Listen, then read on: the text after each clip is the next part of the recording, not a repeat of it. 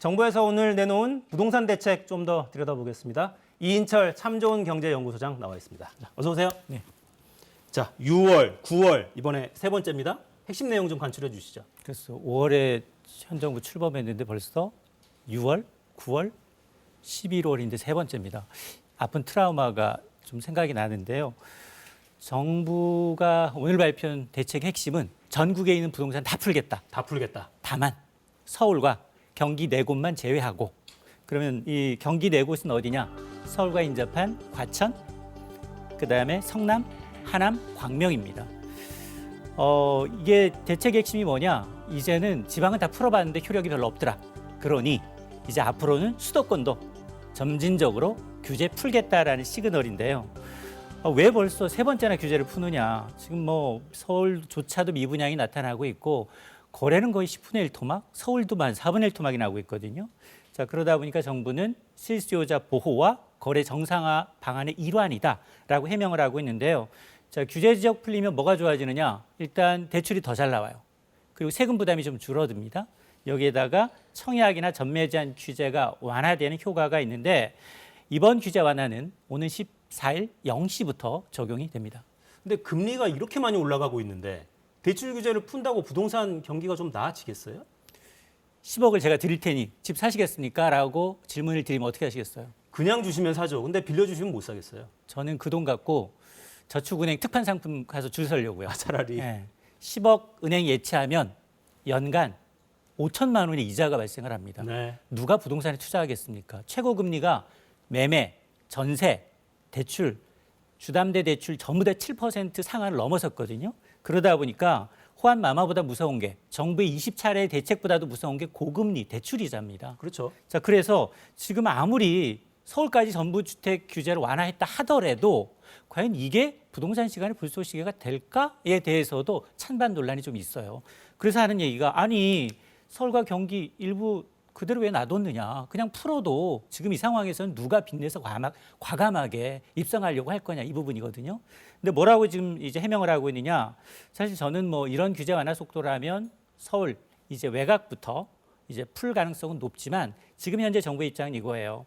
야, 서울은 휘발성이 너무 강해. 수요 잠재 수요가 여전하다. 잠재 수요가 크다. 네, 크기 때문에 이걸 풀 경우에는 파급 효과가 너무 커서 여기는 좀 지켜보겠다라는 거고요. 야, 그러면 이 나머지 과천, 성남 그리고 하남, 광명 왜 안 푸느냐? 여기는 서울과 인접해 있다는 거예요. 서울과 인접해 있어서 개발 수요가 높다라는 점을 들고 있는데 억울하죠.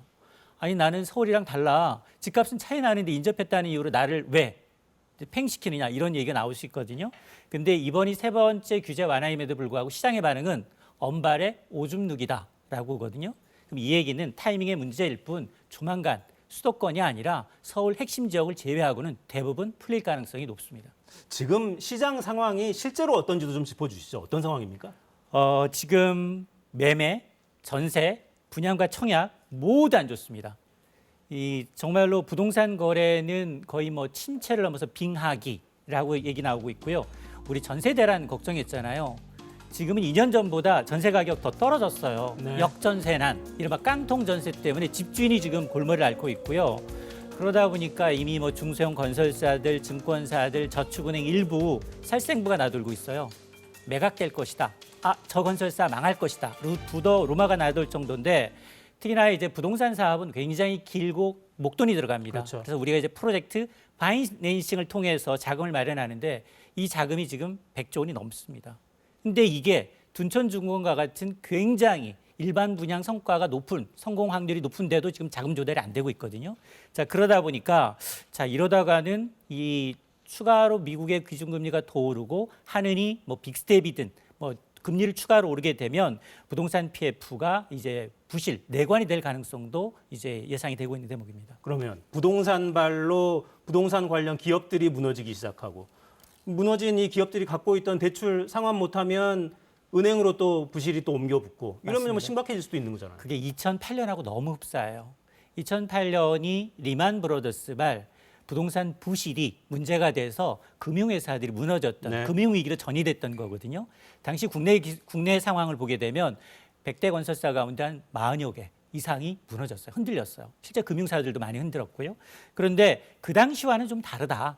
KDI 국책연구원은 2008년 금융위기 당시에는 수도권 중심의 장기 침체 가능성이었다면 지금은 그 정도까지는 아니다라고 이제 보고를 있는데, 그럼에도 불구하고 지금 정부는 걱정하고 있는 건 일단 PF 시장 안정을 위해서 굉장히 핵심 알짜 사업이 좀 안 되다 보니까 중장기적으로 향후 5년 동안 현 정부는 270만 호, 그것도 공공이 아니라 민간 위주의 공급이거든요. 네. 근데 민간이 안 하려고 해요. 수익성도 없죠. 인건비 오르죠. 재료비 올랐습니다. 이러다 보니 그러면 중장기 공급 로드맵에도 차질이 불가피한 상황입니다. 그러니까 분양이라도 돼야 비용이 많이 들더라도 분양만 활발하다면 지을 수 있겠죠. 근데 미분양 아파트도 계속 늡니다. 저희 그래픽 만들어 놨어요. 저 지금 기울기 보십시오. 줄어들었다가 2020년께에 확 줄어들었죠. 주택시장에 불이 붙었던 시기입니다. 2021년 이때는 막 빚내서 집 사겠다고 난리가 났었고 다들 영끌이었죠. 정말 영끌 투자. 근데 지금은 올해 들어서는 쭉쭉 미분양이 오릅니다. 자, 부동산 시장 자금난, 금리도 이제 계속해서 올라가고, 최근에 강원도발 사태도 심각했고, 흥국생명도 상환 안 하겠다고 했다가 금융당국에 혼나고, 네. 가만히 있던 금융당국 뒤늦게 혼내면서 상환하라고 해서 또 상환을 했죠. 앞으로는 어떻게 흘러갈 걸로 보십니까? 아니, 그러면 우리가 정말 부동산 이제 폭락할 정도의 우려할 만한 상황인가를 좀 짚어볼 필요가 있어요.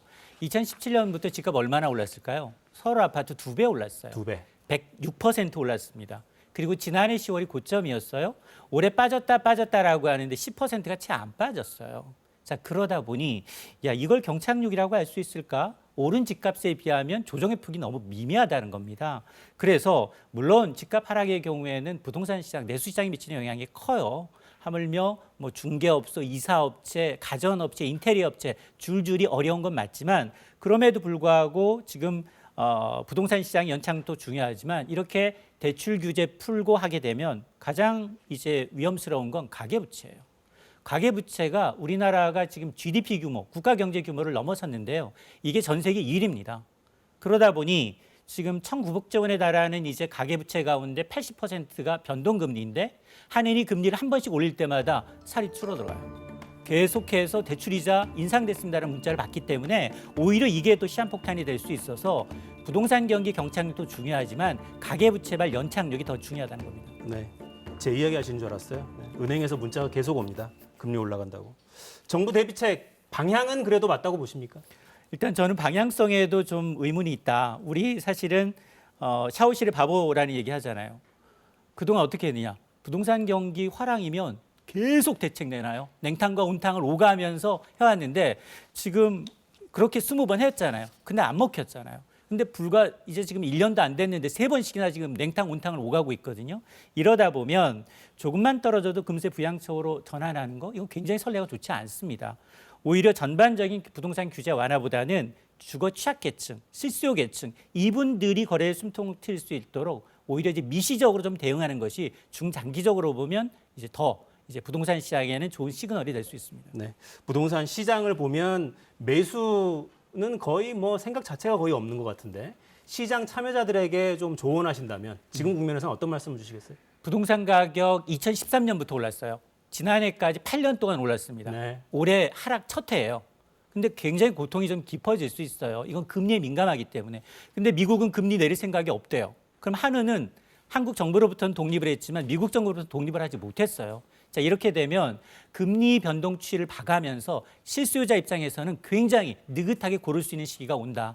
굉장히 지금 대출 규제 완화했다고 하더라도 빚내서 집 살 경우 상당히 위험할 수 있습니다. 네, 느긋하게 여유를 갖고, 또 대출 규제도 나중에는 더 풀리고 조건이 좋아질 수 있으니까 좀 보시죠. 금리는 계속 오르니까요. 이인철 소장이었습니다. 고맙습니다. 네, 오늘 저희 준비한 내용은 여기까지입니다. 내일 돌아오겠습니다. 4시엔 다사건건.